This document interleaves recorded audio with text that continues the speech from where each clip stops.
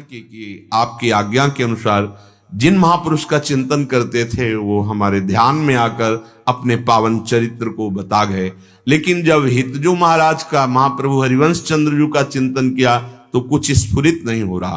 तो उन्होंने कहा कि अभी तक भगवान के 24 अवतार जो हुए हैं उन अवतार के भक्तों का वर्णन किया, ये उन अवतार के भक्तों में नहीं आते।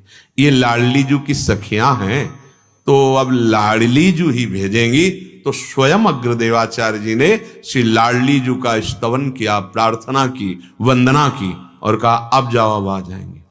मतलब अगर लाडली जू के दासों को जानना है तो पहले राधा नाम की आराधना करो, राधा चरणारविंद का आश्रय लो, तब कृपामयी की करुणा दृष्टि से जान पाओगे।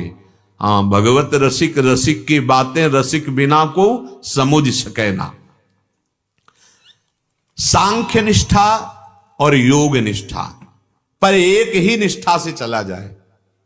देखो, एक निष्ठा नहीं पकड़ोगे तो जीवन आपका व्यतीत होता चला जाएगा, स्थिति नहीं आएगी। प्रायः यही कमी होती है कि हम अष्टांग योग का भी ज्ञान प्राप्त कर लें, सांख्य योग का भी, और बोलने में ये सूत्र वो सूत्र ये सूत्र हो कहां, तो आप बता दो कहां चले। तभी लगता है कि इतना समय आपका केवल मार्गों के किलोमीटर गिनने में गया, कदम एक नहीं बढ़ाया। ऐसा मत करो। ये जीवन बहुत थोड़ा है किलोमीटर गिनने के लिए नहीं। छठी करा कितने किलोमीटर, वहां से दिल्ली कितने, वहां तुम्हें जाना कहां है? बोले बिहारी जी, तो किलोमीटर मत गिनो, इधर चलो अभी पहुंच जाओगे। हम लोग कुछ ऐसे ही दिमाग के हैं कि हमें पूरे भारत के हर रोड का ज्ञान हो और चले किसी रोड में नहीं है। ज्ञान पूरे भारत के हर रोडों का ज्ञान है, तो उससे हो क्या?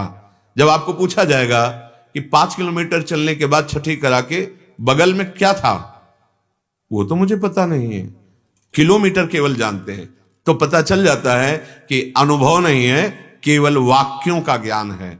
तो वाग वैखरी शब्द झरी से ब्रह्म बोध नहीं होता या भगवत प्रेम नहीं हो जाता, उसको तो निष्ठा में उतारना पड़ता है। भगवान यहां निष्ठा की बात कर रहे हैं। लोकेस्मिन द्विविधा निष्ठा पुरा प्रोक्ता मया नग।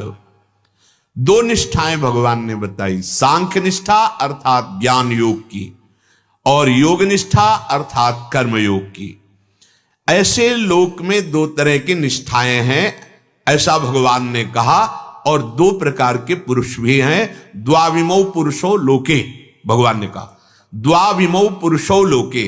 एक है क्षर नाशवान संसार और एक है अक्षर